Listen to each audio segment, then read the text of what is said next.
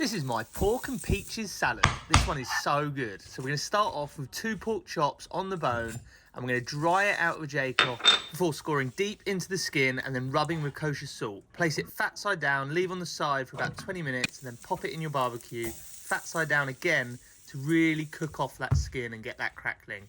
Next, quarter your peaches like this before popping them all in a bowl with some olive oil, a bit more kosher salt, and then we're going to pop these on the barbecue to get a really lovely caramelization. As we've been cooking on a low temp, our pork is going to be really rare in the middle. So we're going to take it off the barbecue, temperature check it, and cut it through the middle like this. You can see how rare and pink that is. It's completely raw. Back on the barbecue, and now your Thermapen comes in handy. We're going to temperature check the whole way through until we reach our golden temperature of 65, and then we're going to leave to rest for 20 minutes before slicing like this. Look how juicy this is. And now it's time to assemble your salad. I'll have loads of rocket, a bit of feta, a balsamic glaze, those peaches, and that beautiful pork.